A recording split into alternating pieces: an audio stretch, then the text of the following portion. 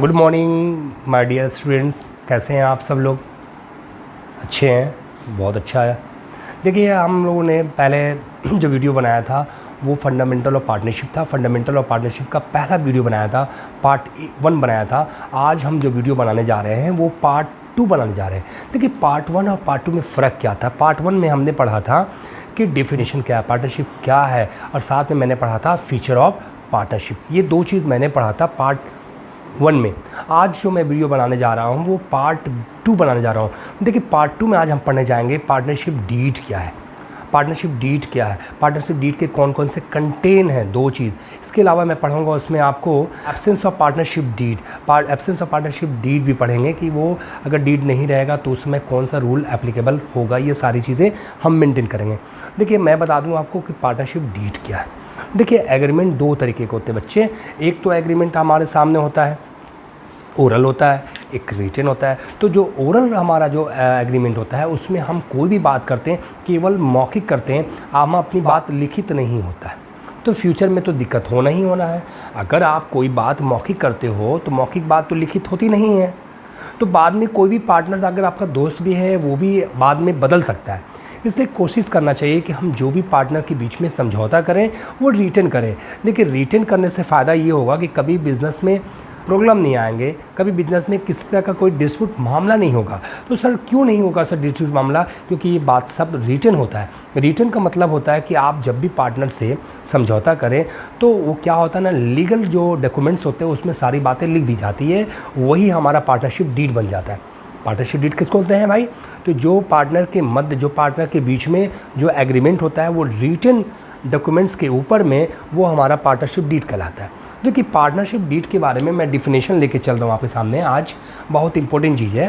Partnership deed क्या है, यानी पार्टनरशिप डीड भी बहुत लोग बोलते हैं, बहुत लोग इसको पार्टनरशिप एग्रीमेंट भी बोलते हैं। तो देखिए, लिखता है a written documents containing the terms of agreement between the partners pertaining to the right and duties of a partners is known as partnership deed और पार्टनरशिप एग्रीमेंट्स। इसका मतलब देखिए, लिखा सामने, साझेदारों के पारस्परिक अधिकारों, कर्तव्यों व दायित्वों को निश्चित करने के लिए उनके बीच एक लिखित समझौता तैयार किया जाता है, जिसे हम पार्टनरशिप डीड कहते हैं। यानी कि जो भी पार्टनर्स होते हैं उन पार्टनर के बीच में, उस पार्टनर के बीच में हम उनके अधिकारों को, यानी उनके राइट्स को, कर्तव्य यानी उनके ड्यूटीज़ को, दायित्व मतलब उनकी रिस्पॉन्सिबिलिटी को पहले से तय कर देते हैं कि तुम्हारा राइट क्या होगा, तुम्हारी ड्यूटीज़ क्या होगी, तुम्हारी रिस्पॉन्सिबिलिटी क्या क्या बन सकती है। जब ये सारी चीज़ें हम तय कर देते हैं, जिसको हम अंग्रेजी में बोलते हैं टर्म्स एंड कंडीशन, पार्टनर के बीच में टर्म्स एंड कंडीशन को तय कर दी जाती है, जिससे कि आने वाले कल में किसी तरह की दिक्कत नहीं हो। कोशिश करना चाहिए कि जब भी हम कभी भी पार्टनरशिप के बीच में जब भी हम एग्रीमेंट करें तो रिटन करें, और वो रिटन करेंगे तो स्पष्ट होना चाहिए। स्पष्ट करना कि सारी बातें हम कागज़ के अंदर सब कुछ लिख दें, जिससे फ्यूचर में कोई तरह का प्रॉब्लम नहीं आए। तो ये तो पार्टनरशिप डीड आपने समझ लिया। इसके बाद मैं पढ़ाने जा रहा हूँ आपको पार्टनरशिप डीड के कंटेंट्स क्या क्या हैं, कौन कौन सी चीज़ उसमें लिखी जाती है, ये समझना बहुत ही निहायत ज़रूरी है। उसमें सबसे पहला जो आएगा, देखिए क्या आएगा, ये है the partnership deed should contain the following points. यानी पार्टनरशिप डीड में कौन कौन से कंटेन हम लोग लिखेंगे। तो पहली बात कि जो ये पेपर देख रहे हैं ये आम पेपर नहीं है, इसी को बोलते हैं लीगल डॉक्यूमेंट्स। तो लीगल डॉक्यूमेंट्स का मतलब कि सरकार का जो कागज़ होता है उस कागज़ पे हम पार्टनर के बीच में सारी बातें लिख देते हैं, वो पार्टनरशिप डीड बन जाता है। तो कौन कौन सी चीज़ उसमें लिखी होती है? देखिए, सबसे पहली बात है point number 1, the name and the address of the partners of the firm. यानी फर्म जो खोलने जा रहे हैं उस फर्म का नाम क्या होगा और साथ में उस फर्म का एड्रेस क्या होगा। ये बहुत ही इंपॉर्टेंट पॉइंट्स बच्चे। आप फर्म खोलने जा रहे हैं तो पता होना चाहिए कि फर्म का नाम क्या रख रहे हैं, और फर्म जो खोलने जा रहे हैं वो कहाँ पे खुलेगा, उसका एड्रेस क्या होगा। दूसरा जो पॉइंट हमारे सामने होगा वो होगा names and address of the partners. यानी फर्म का नाम तो हो ही गया, फर्म का एड्रेस भी हो गया, तो दूसरा पॉइंट क्या, name and address of partners. जितने भी पार्टनर्स हैं उन पार्टनर्स का एड्रेसेस क्या होंगे, कौन कौन से पार्टनर कहाँ के रहने वाले हैं, उन सारे लोगों का एड्रेस मेंशन होगा कि फ्यूचर में कोई तरह का गड़बड़ी हो गया तो हम उनको उनके नाम से, उनके एड्रेस से हम उनके यहाँ पहुँच सकते हैं। ठीक है। इसके बाद पॉइंट नंबर तीसरा जो हमारे सामने आएगा वो है the type and nature of the business the firm proposed. मतलब क्या है कि आप जो बिज़नेस खोल रहे हैं वो किस टाइप का है, उसका नेचर क्या है, वो सारी चीज़ें मेंशन होनी चाहिए। बहुत सारी कंपनियां, बहुत सारे फॉर्म्स ऐसे होते हैं जो किसी चीज़ को बनाते हैं, बहुत सारी चीज़ ऐसे कि बनी हुई चीज़ को बेचते हैं। तो वही नेचर हो कि आप किस तरह के नेचर का बिज़नेस करने जा रहे हैं, वो सारी चीज़ें यहाँ लिखेंगे। आप किस टाइप का काम करने जा रहे हैं, क्या नेचर होगा, ये लिखना ज़रूरी है, जिससे कि वो सारी चीज़ें नज़र आए। पॉइंट नंबर 4 है amount of capital to be contributed by each partner. यानी प्रत्येक पार्टनर फर्म के अंदर जो भी हैं, जितने भी पार्टनर हैं, प्रत्येक पार्टनर का कैपिटल मेंशन होना चाहिए कि कौन से पार्टनर ने कितना कैपिटल फर्म के अंदर लगाया है। मान लो एग्जांपल के तौर पे 3 पार्टनर ए हैं, बी है और सी है। तो ए ने कितना कैपिटल लगाया, बी ने कितना कैपिटल लगाया, सी ने कितना कैपिटल लगाया, ये सारी चीज़ें मेंशन होनी चाहिए कि जो बाद में फिर झगड़ा ना हो। बाद में बदल सकते हैं, नहीं हम इतना लगाया उतना लगाया, इसलिए उसको लिख देना चाहिए। पॉइंट नंबर 5 हमारा है the rate of interest on capital charge. यानी फर्म के अंदर जो पार्टनर कैपिटल लगाए हैं, क्या फर्म उनको इंटरेस्ट पर कैपिटल देगा कि नहीं, कैपिटल पर इंटरेस्ट देगा कि नहीं देगा, अगर देगा तो कितना % देगा, ये सारी चीज़ें मेंशन हो चाहिए कि फर्म पार्टनर को कैपिटल पर ब्याज देगा तो देगा तो कितना देगा, ये सारी चीज़ें मेंशन होनी चाहिए। पॉइंट नंबर नेक्स्ट में है 6 point the rate of interest on drawings charge. अच्छा, फर्म से पार्टनर को पैसे की ज़रूरत पड़ेगी तो फर्म से पैसा निकालेगा पार्टनर। जब फर्म से पार्टनर पैसा ड्रॉइंग्स करेगा तो फर्म उसे इंटरेस्ट कितना % चार्ज करेगा, 10% लेगा कि 5% लेगा कि 4% लेगा, ये सारी चीज़ें मेंशन होनी चाहिए। अगर मेंशन होगा बेटे बताओ फ्यूचर में कभी दिक्कत होगा, नहीं होगा। इसके बाद पॉइंट नंबर 7 था जो आपको देखने में नज़र आएगा। 7 में है profit sharing ratio are to be divided among the partner. जो भी फर्म के अंदर प्रॉफिट होंगे, फर्म उस प्रॉफिट को कैसे बांटेगा, किस रेशियो में बांटेगा, ये सारी चीज़ें लिखी रहनी चाहिए। हमको कैसे बांटना है, कैपिटल के रेशियो में बांटना है या इक्वली बांटना है या कोई और तरीके से बांटना है, जैसे भी बांटना है वो सारी चीज़ें पहले से मेंशन करना पड़ेगा।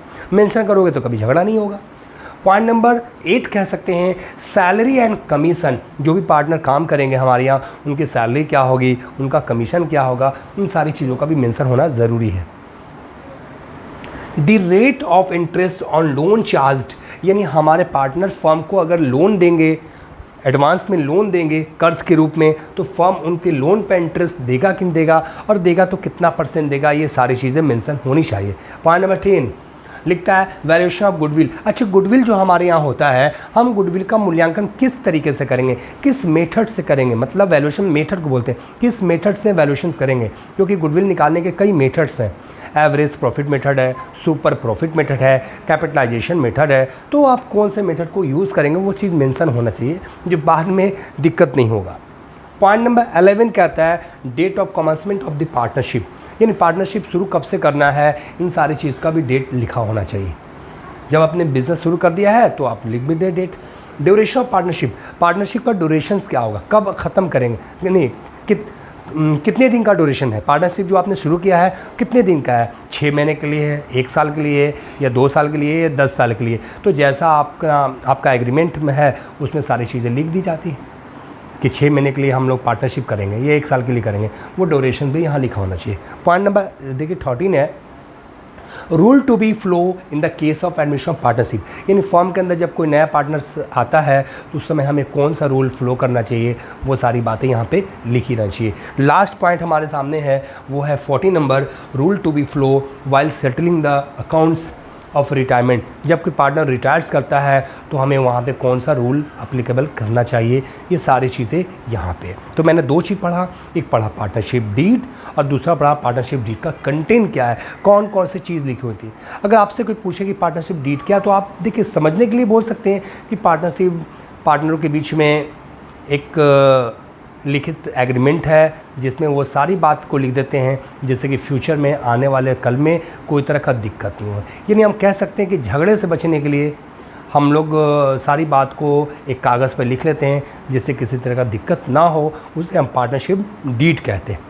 आप देखिए डीड अगर है तो कभी झगड़ा तो होगा ही नहीं। अगर आप ओरल बात करते हो तो झगड़ा हो सकता है फ्यूचर में, उससे बचने के लिए आप क्या करते हो, लिखवा लेते हो, लिख लेते हैं कि चलो झगड़ा नहीं होगा।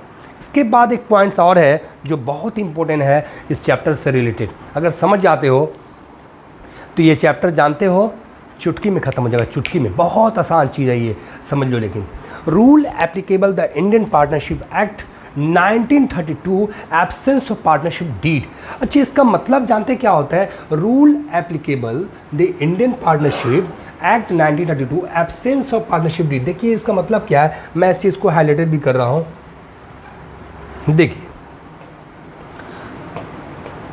देखिए बच्चे यहाँ पे देखेंगे एब्सेंस वर्ड लिखा है, एब्सेंस ऑफ पार्टनरशिप डीड। अच्छी आप बताओ, आपसे एक सवाल मैं कर रहा हूँ, अगर आपके पास डीड है क्या फ्यूचर में दिक्कत होगा? कभी दिक्कत नहीं होगा। क्यों नहीं होगा? क्योंकि पार्टनर के राइट्स, पार्टनर की ड्यूटीज़ से रिलेटेड सारी बात को हम लिख देते हैं, तो फ्यूचर में कभी झगड़ा होगा ही नहीं। झगड़ा कब होता है? जब ओरली बात होता है। अगर पार्टनरशिप ओरल चल रहा है तो झगड़ा होगा, एकदम पक्का निश्चित झगड़ा होगा, कभी न कभी पैसे के लिए, कभी इसके लिए, कभी उसके लिए झगड़ा होगा। तो उस झगड़े से बचने के लिए सरकार ने सन 1932 में जो एक्ट बनाया था, पार्टनरशिप एक्ट, उसमें उसने बता दिया है कि एब्सेंस ऑफ पार्टनरशिप डीड, अगर डीड नहीं है तो घबराना मत, बहुत सारी चीज़ एप्लीकेबल कर दी गई कि ये चीज़ आपका एप्लीकेबल है। अगर पार्टनरशिप डीड नहीं है तो आपको वहाँ पे कुछ नियम बनाए गए हैं, वो नियम को लगा दीजिएगा, झगड़ा ख़त्म हो जाएगा। याद रखिएगा, अगर पार्टनरशिप आपके पास डीड नहीं है तो यहाँ पे नियम लगाएंगे। ये नियम सुन लीजिए, डीड है तो कोई झगड़ा नहीं है, डीड है तो कोई झगड़ा नहीं है। अगर सारी बातें कागज़ में लिखी हुई तो झगड़ा होगा क्या? नहीं होगा। अगर डीड नहीं है तो दिक्कत है। तो जब डीड नहीं है तो सन 1932 में एक एक्ट बनाया गया था पार्टनरशिप का, उसमें ये बता दिया गया कि एब्सेंस ऑफ पार्टनरशिप डीड नहीं रहने पे, डीड नहीं रहने पे यहाँ पे आपको क्या क्या बनाना है, समझिए। पॉइंट नंबर 1 ये कह रहा है कि no interest on capital shall be allowed to the partners on capital, यानी डीड नहीं रहने पे नियम बताया गया है कि कोई भी पार्टनर हो उसके लगाए गए कैपिटल पर इंटरेस्ट हम लोग नहीं देंगे। बात को समझिए। पॉइंट नंबर 1, जब कोई भी पार्टनर बिजनेस में कैपिटल लगाएगा तो उसको पूंजी पर ब्याज नहीं देंगे। कब नहीं देंगे? जब डीड नहीं रहेगा तो। पॉइंट नंबर की दूसरा हमारे सामने है, वो है point number 2, no interest on drawing is to be charged on partners drawing. अगर कोई पार्टनर फर्म से पैसा ड्राइंग करेगा तो फर्म उससे ड्राइंग पर ब्याज नहीं लेगा, क्योंकि जब ब्याज हम देंगे नहीं तो लेंगे भी नहीं, क्योंकि एक हाथ से ताली नहीं बजती है। आप पार्टनर हैं, मान लीजिए आप पार्टनर हैं, अब हम फर्म हैं, हम आपके लगाए गए पूंजी पर ब्याज नहीं देंगे तो किस मुंह से आपसे ब्याज लेंगे? ना ब्याज देंगे ना ब्याज लेंगे। तो ही कह रहा है कि पूंजी पर ब्याज हम लोग नहीं देंगे। दूसरी बात है कि ड्राइंग पर ब्याज हम लोग नहीं लेंगे। और इसके बाद तीसरी जो बात हमारे सामने है वो क्या है भाई? No salary commission is entitle to any partner. किसी पार्टनर को सैलरी कमीशन लेने का अधिकार नहीं है। कोई पार्टनर को सैलरी और कमीशन नहीं दिया जाएगा। पॉइंट नंबर 4 बहुत इंपॉर्टेंट पॉइंट्स है, वो जान लो। क्या है 4? पॉइंट नंबर 4 में कहता है कि इंटरेस्ट ऑन लोन, अगर कोई पार्टनर हमको देगा, कोई लोन अगर एडवांस में देगा या एडिशनल कैपिटल देगा तो फर्म उसको ब्याज देगा। कितना परसेंट देगा बच्चे? 6% देगा। याद रखिएगा, हाईलाइट में कर रहा हूँ। कोई पार्टनर फर्म के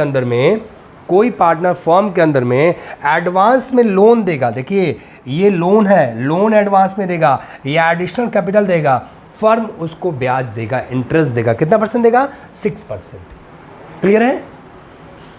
ये कैपिटल है, ये एडिशनल कैपिटल है, तो कैपिटल पर ब्याज नहीं देगा लेकिन एडिशनल कैपिटल पर ब्याज देगा। सर दोनों में फ़र्क क्या? जब फर्स्ट टाइम जो कैपिटल फर्म के अंदर लगाते हैं उसको कैपिटल बोलेंगे, उसके पर ब्याज नहीं मिलेगा। लेकिन सेकेंड टाइम उसके बाद जो पैसा लगाओगे बिजनेस के अंदर में, एडिशनल कैपिटल या लोन दोगे तो फर्म उस पर इंटरेस्ट आपको देगा। कितना परसेंट? 6%। याद रख लेंगे। और पॉइंट नंबर 5 है, वो 5 में क्या लिख रहा है? Profit and loss are to be shared equally among the partners, यानी फर्म के अंदर जो भी प्रॉफिट लॉस होंगे उसको हम लोग इक्वली बांटेंगे। ये पॉइंट नंबर कितना है हमारे पास है? 5वां पॉइंट मैंने आपको यहाँ पे क्लियर कर दिया, जरा समझ लेंगे बढ़िया से आप। मैं फिर से दिखा रहा हूँ। पहला क्या था कि पूंजी पर ब्याज हम लोग नहीं देंगे। दूसरा था ड्राइंग पर ब्याज हम लोग नहीं लेंगे। तीसरा है सैलरी और कमीशन हम किसी भी पार्टनर को नहीं देंगे। देखिए नो नो नो, पूंजी ब्याज नहीं देंगे, ड्राइंग पे ब्याज नहीं लेंगे, सैलरी और कमीशन हम पार्टनर को नहीं देंगे। चौथा पॉइंट, कोई भी पार्टनर फर्म को एडवांस में लोन देगा एक, या एडिशनल कैपिटल देगा, फर्म उसको इंटरेस्ट देगा 6%। पॉइंट नंबर 5, फर्म के अंदर प्रॉफिट होगा या फर्म के अंदर लॉस होगा, तो फर्म के अंदर लॉस या प्रॉफिट होगा उसको पार्टनर के बीच में बांटा जाएगा। कैसे? इक्वली बांटना। कैसे? इक्वली। ये नियम कब लगेंगे? जब डीड हमारे पास नहीं रहेगा। इसका मतलब क्या है? Absence of partnership deed. Absence का मतलब है कि वो उपस्थित नहीं है। जैसे मान लो हम लोग क्लास में जाते तो कहते हैं प्रेजेंट सर, और जब क्लास में नहीं जाता क्या बोलते हैं? अब्सेंट। तो वही बोलता है absence of partnership deed. Deed ना रहने पे, डीड की ना उपस्थिति यानी कि अनुपस्थिति में क्या नियम बनाएंगे? 5 नियम। ये रट लीजिएगा। पहला नियम क्या है? पूंजी ब्याज नहीं देंगे। दूसरा नियम क्या है? ड्रॉइंग में ब्याज हम लोग नहीं लेंगे। तीसरा क्या है? पार्टनर को सैलरी और कमीशन नहीं दिया जाएगा। और चौथा पॉइंट है कि अगर एडिशनल कैपिटल आप फर्म को देंगे या एडवांस में लोन देंगे, फर्म आपको 6% ब्याज देगा। और पांचवा पॉइंट था कि प्रॉफिट और लॉस जो भी होगा उसको इक्वली बांटा जाएगा। देखिए ये क्लास आज के लिए इतना ही है और अगला क्लास जो है आपको मिलेगा, इसलिए आपको थैंक यू।